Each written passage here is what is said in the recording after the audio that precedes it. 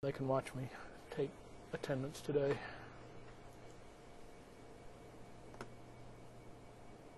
So if you're in the online class, raise your hand and I'll mark you as present. John, Mark, Landon, Haley, Chris, no Chris today. James, Daniel, Matt, Michael, Cody, Brad, Corey, Jordan, no Austin, and Tyler's here. Okay.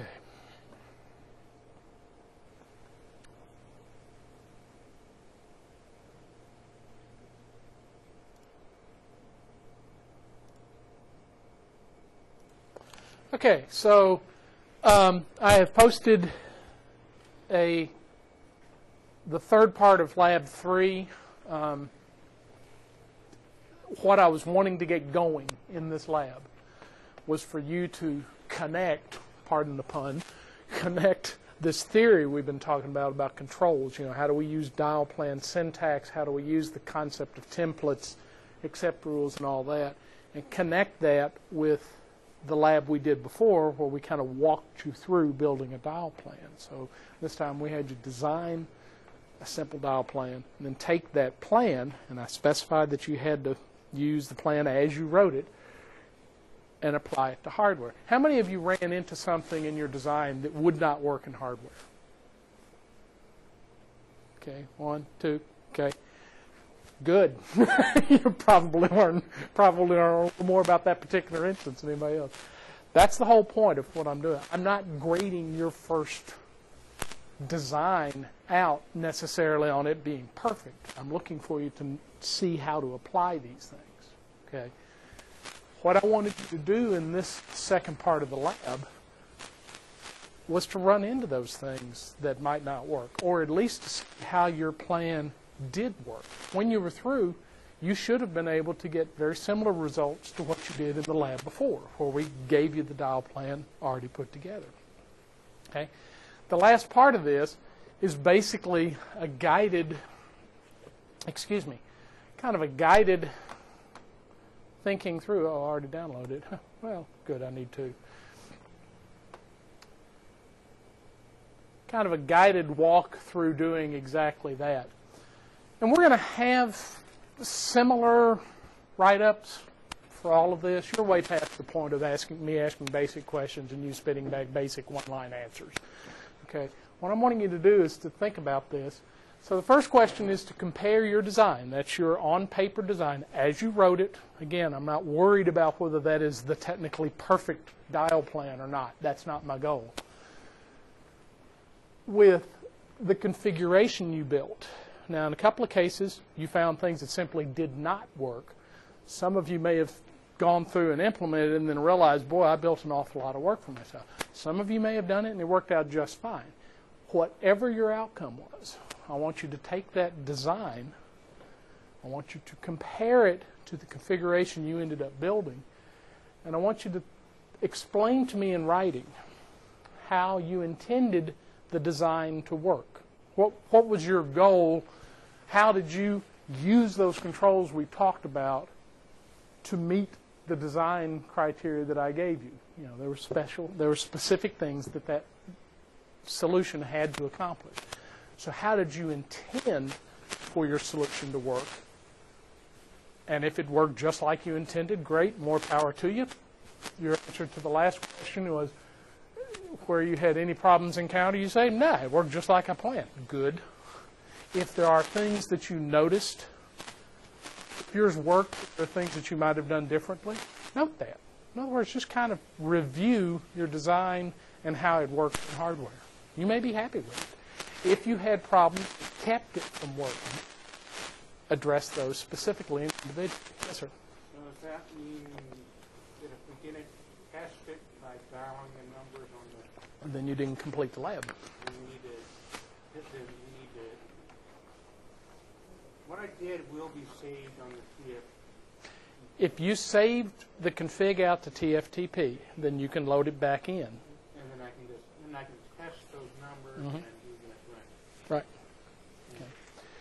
The second one basically is a little more specific look at the last part of question 1. If you did have to make changes to your design, you know, somebody in the online class mentioned that they used XX as a number complete template. With a slight variation, you'll remember I said somebody's going to do this. It's a really common problem because it makes perfect sense, right? XX matches what? I need 2 digits. Well, this matches 2 digits. The problem is it matches any 2 digits. And since that's a template that tells the switch when it's ready to route, it's always going to route after 2 digits. Doesn't matter what you dial. So that's it, okay? So if you had to make changes to the controls, walk me through what changes you made and why. Why did you make that change? And why was it a problem the way you had it the first time? The last one you're going to see pretty commonly in here. New material, new way of approaching it. I've taught this different ways over the years. So I want you to come up with 2 questions that you have about designing a dial plan for a VoIP network. If you actually do have a question that you need answered, put it in here. If you want to think of a test question, put it in here. But you need to come up with 2 questions. Since we're getting into expressing technical designs and such in writing, I'm going to review a little bit what I said about grading on things. I do allocate a portion of the points on these kind of assignments for writing. It's not a lot. It's not an English class. But at the 400 level, you need to be able to write well. So let me get into the assignment section here. The private network part you won't be able to test since you only have the main site. Right. But you can test phone-to-phone calling, which is private network. Yeah, I know you won't be able to, I've said all along, you won't be able to test anything going to a site other than this switch. That's fine. But you should be, your calls, you should be able to check your classes of service and your dial connection within that site. Okay.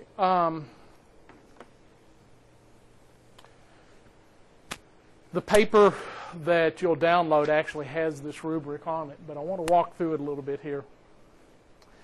There are 40 points available on this. As I mentioned before, I am counting part of the lab points as exam points. This is the exam part of Lab 3. You've had 2 other pieces that are not. First thing, answer all the questions. There are 3 questions, but the first one has 2 or 3 parts. So be sure you address every single piece. If you didn't have any trouble, say. Didn't have any trouble, it worked exactly like I designed. Great, you're through. Okay. When you do that, what I'm looking for is concise, clear explanation of what your dial plan was. I don't expect you to regurgitate every slide I've shown you in the past 2 months on this. By the same token, I need you to support your design decisions. If I had asked you to design a dial plan on the first day of the class, you wouldn't have been able to. Probably wouldn't have known what it meant. One exception in here. Use the pieces that we've talked about to reference that. Okay, so if you talk about a template, or if you're talking about the function of a template, bring that nomenclature and definition in. Okay, I'm not looking for war and peace. I do need you to explain to me your design thought process. Okay. And you can see, full points are all the questions are fully addressed specifically. Mid-grade, could have done a little more on some, or you left a minor piece out. All the way down to you gave me bullet points or left a couple of pieces out. Concepts, again, fully explained. If you use a concept, if you talk to me about dial plan templates and you give me the definition of an accept rule, which is a fairly common error until you get comfortable with that, I'm going to count off. Okay, they're two different things.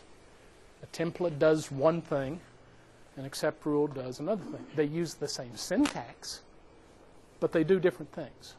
So be sure you use the terms correctly. Again, you've got a middle ground, minor issues, not hitting every piece of it, all the way down to you just incorrectly used all the concepts and you're missing key areas. You didn't explain to me anything about templates, didn't mention them. Templates don't exist as far as this discussion goes. That's a problem. Okay. The writing mechanics, it's 5 points out of 40, so a little over 10%, about 12%. Difference between A and a B. If you do terrible writing mechanics and absolutely fantastic content, which I have a little trouble imagining, but I guess it could happen. The mechanics, what I'm looking for are, is your writing, did you put some thought into your writing? You know, is it clearly stated? Are sentences well formed so that I can read them easily? Or do you have to use the phrase, well, I meant to say, to explain it to me? Okay. You need to proofread these. Grammar, errors, again, I'm not going to go pull Miss Grammar up and look it over, but you need to be able to write professionally, and that means use good grammar. Spelling should be a no-brainer. If you have a spelling error in this day and age, you've got real problems. And I'm a guy that confuses form and from regularly. Okay. Middle ground, of course, minor spelling errors. Okay, so you had a shift in number from is to was in a sentence. Yeah, okay. All the way down to I can't follow your writing. Ain't shows up in there even, you know. I know a lot of us are from West Kentucky, and I know exactly what you mean. It doesn't belong in professional writing. Specified format is mostly so that I can grade you evenly. That's why I generally give you a Word document and say, edit this, because I want to be able to grade you on fairly even grounds. I've made this due Monday. We will not meet in lab on Friday. I had actually planned on being a little further along at this point. Mostly the ice storm has held us up. I don't want to go into a lot of new material right before spring break. You're not going to be focusing on it. I'm going to have to do it again. So what I'm doing is just kind of slowing down a little bit. We'll hit it Monday after spring break and go on. I do have some intro stuff I'm going to do today. Continue what we did Monday. So anyway, this is the grading rubric. I won't even look at them till Monday. So you have until then to write it. If you want to turn it in today, that's more power to you. If you are uncomfortable with your writing, please take advantage of the Racer Writing Center. They're very good. They will not help you with the content on an assignment. They will help you with your writing and expressing it. Can't recommend them enough. They're available online or walk in the door over in Waterfield. So you can go to the library website, look up Racer Writing Center. There they are. Take advantage of them. Okay. Questions on this assignment? Very straightforward. This is going to be mostly the form of what we do. I'm not a big fan, particularly at this level, of trivia test, which is unfortunately what a lot of exams can turn into when you start doing this. Okay. So, if there are no questions on that, let me get back to... So, no lab on Friday, does that mean no class either? Right. We won't meet on Friday. You're going to be working on this. I'm going to finish what I need to do this week today, so there's no need to get together. That's not my normal practice, but there's just no sense bringing you in here to spin our wheels for an hour. So, okay, let's see.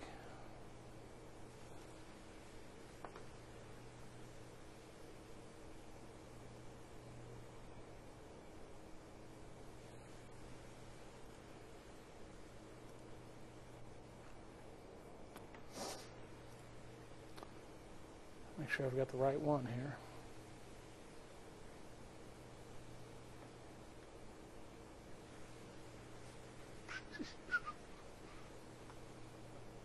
No, I don't.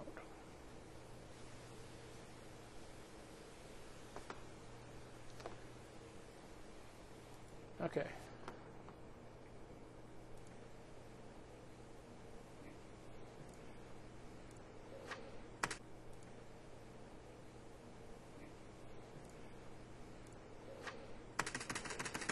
Okay, so last time we talked about SIP being a distributed architecture. We identified key pieces. We'll be looking at most of these in pretty great depth as we go through the rest of the semester. We're going to start pushing this out from a single site here pretty quickly. We talked about the boot process for a SIP node and sort of outlined how the boot process works. You know, it comes up as an initial device on the network, gets an address, asks for an image. That is what turns a generic phone into my phone or your phone or his phone. And then we talked about registration. We looked at that same process and the idea of a soft phone and how registration works, and we saw some differences under the hood. You know, a soft phone doesn't use a MAC address to register, for example, because it's not downloading an image. So what we're going to talk about today is a little bit, we're going to start looking at how SIP works, but mostly this will be the view from 30,000 feet. We'll start digging into SIP pretty deeply when you get back. SIP is based on something that you've run into, at least in terms of how it works. You may not have run into the term. SIP is based on the use of user agents. A user agent is a piece of software that acts on behalf of something else. In the case of SIP, we have two subtypes, the user agent client and the user agent server. What's the difference in the two? Well, we're talking about transactions going on here. And so what's happening is you have user agent client and user agent server that are in a mirror image signaling function, if you will. User agent clients create and initiate call requests. So in other words, I'm going to make a call. The client, my user agent client, does that. Okay, obviously there's a lot of detail that goes on under that, but the initial kickoff of a call comes from the user agent client. A user agent server receives request and generates a response. Now, first thing it's easy to jump to real quickly is go, oh, great, phones and soft phones are clients, SIP servers are servers, great, wrong. This is a transaction view. Both hard phones, or actually all hard phones, soft phones, and server devices in this network act both as user agent client and user agent server. When does it change? It changes on a transaction by transaction basis. So for example, when I enter a number that I want to dial and I hit dial or send or whatever control I have on my phone, I use my user agent client, I instruct the user agent client in my phone to send that request, that initial request in a SIP format to a particular server. That's the one we specified in part of the hard phone config domain or the soft phone config domain. We actually agreed on that point. That message arrives at the server, and the voice over IP PBX, the 7100, the user agent server for that transaction receives that message, interprets it, provides a response to me, and in the case of my calling another phone, will actually turn around and issue a request to the other phone. So let's say I'm calling Tyler. I pick up my phone, I dial his extension number. My SIP client, user agent client, sends a message to the SIP server. The server, user agent server, interprets that, turns around, and the server's user agent client sends a request to Tyler's phone, whose user agent server on his phone receives that and sends a response back. So you see what I mean about it being on a transaction-by-transaction basis? There are lots of transactions going on under the hood to get this going. You're going to be stunned when you look at the traffic it takes just to make the phone ring once.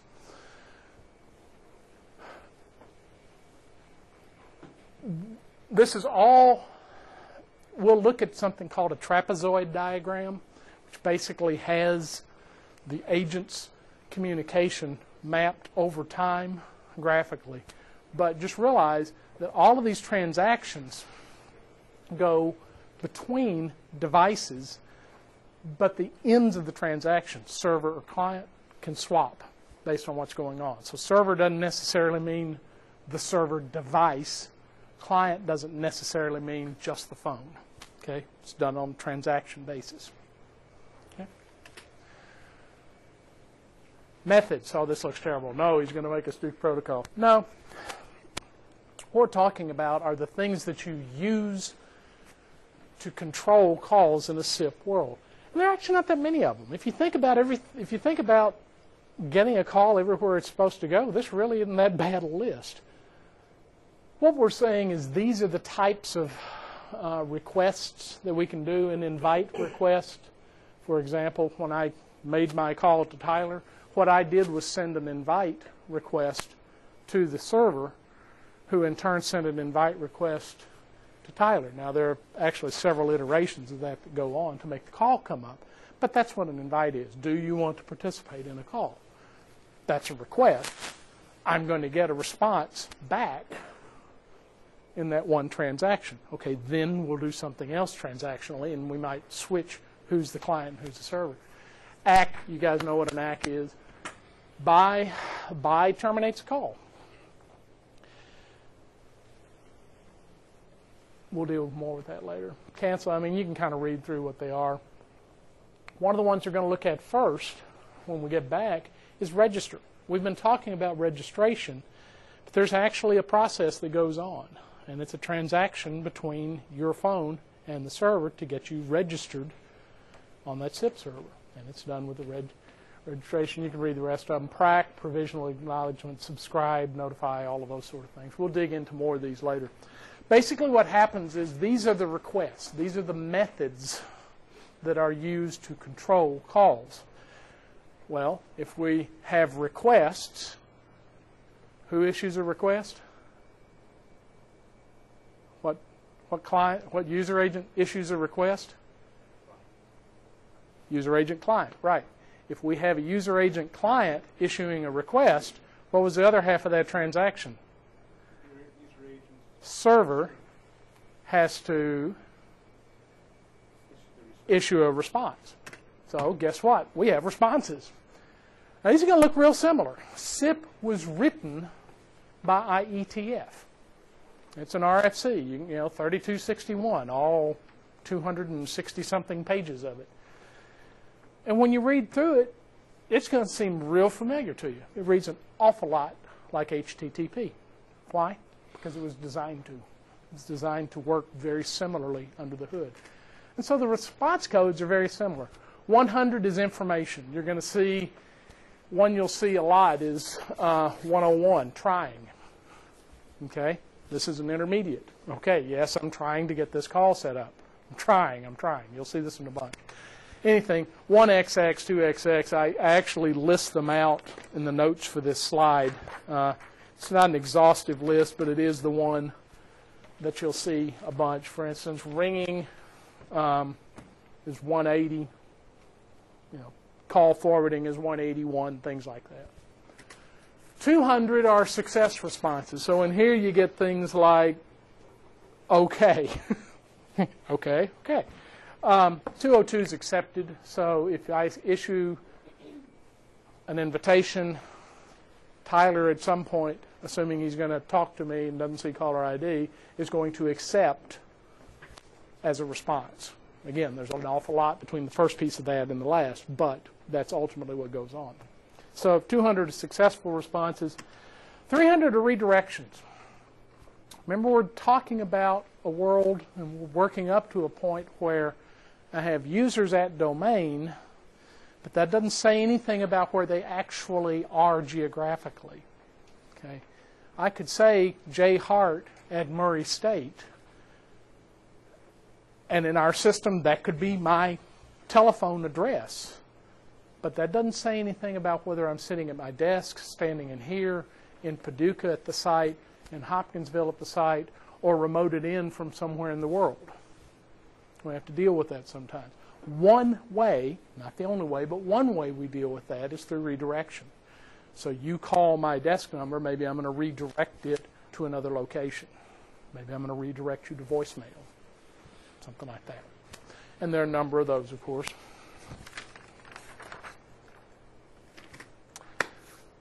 Failure. You know our world, if it works, it breaks. You ever seen a 404 on HTTP? Guess what? You're going to see it here, too. And it means the same thing. 404 means not found. Doesn't exist.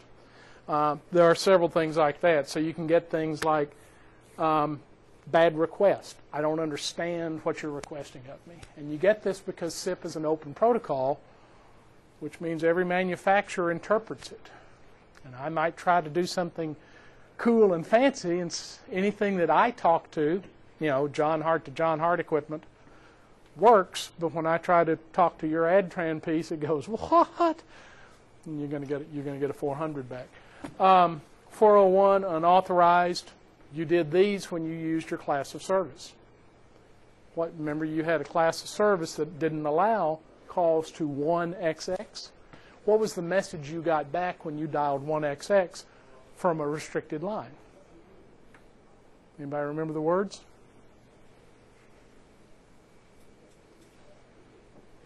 Huh? Forbidden. Yeah. Unauthorized. Okay. So some of these you see a little more directly than others. Anyway, there are several others. 404, not found. Method not allowed, et cetera, et cetera. Server failure. I'd love to think that servers always work and things never break. None of us would have a job very long if that were the case, because everybody would just keep using the same thing forever and ever and ever. These tend to be, from the user's point of view, these tend to be like the engine light in your car. You know something pretty bad, something from mildly troublesome to catastrophic is probably happening, but I don't really give you enough information for you to know. These tend to be that way. If you're sitting at the console, you can get an awful lot of information out of them. If you're on a phone, not so much. You're going to basically know something's broken, and it's not here, and that's about it. Okay. And then the world's broken.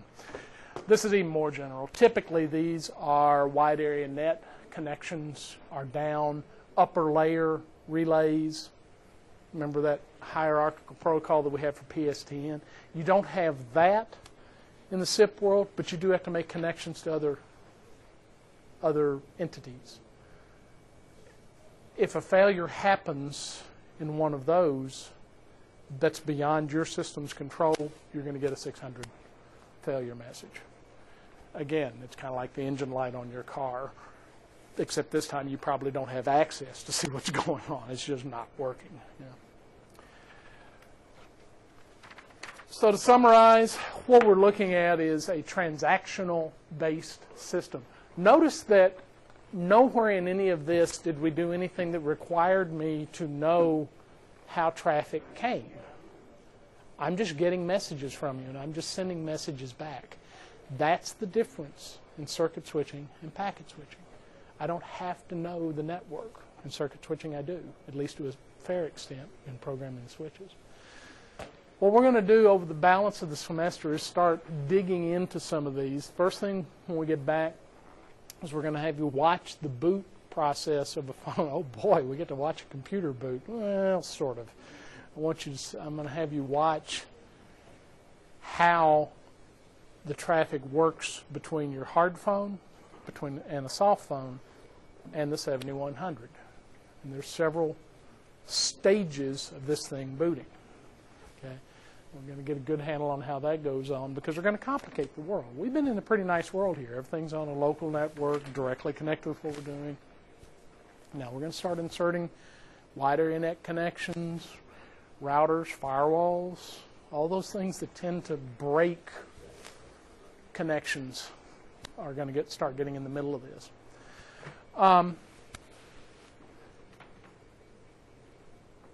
We will start discussing the idea of trunks. What's a trunk? More right idea, but tell me in the specific definition. A trunk is a connection between two switches. Right. I know what you mean, but I want to be careful with what we say. So a trunk connection is a connection between two switches. In a SIP world, what does that mean? Well, it means that both of those devices are connected to a packet network where they can exchange packets, and they're aware of each other so that they can exchange voice traffic. Okay. Now we have to decide how we pass traffic, which traffic we pass across that trunk. I'm paying a lot of money for my expensive wide area net. I really don't want your intercom music to cross my wide area net. There are cheaper ways for me to put music on hold in your ear. Okay, you'd be surprised. A lot of people send cheap AM music across the net. Yeah, I run into that. We're also going to look at when we connect outside of a voice over IP world. There's still a lot of ESPN stuff. There are connections that require that you use circuit switch connections. So we're going to look at how we handle those particular connections, and we're going to look at how those interfaces work. We're not going to look at an exhaustive list, but we are going to look at an analog FXS interface called loop start. Digital voice interface called the P1, and we'll look at a specific flavor of that called the PRI, because those are in common uses. There are other versions of both of those. You're not likely to see them, so we're not going to look at them. Okay, that's where from here. Lab write-ups due Monday. If you have questions, I'll be here next week. You don't want to be, so if you might want to look over it tonight and ask questions tomorrow or the next day. One heads up, I've noticed that a lot of you are waiting until like the night before to do the labs. I've been fairly patient with that because we're getting started. It's going to get a lot harder for you to do. I'm going to get a lot less understanding about it. So go ahead and start getting in the habit of doing the labs earlier rather than later. Okay? See you guys. Be safe.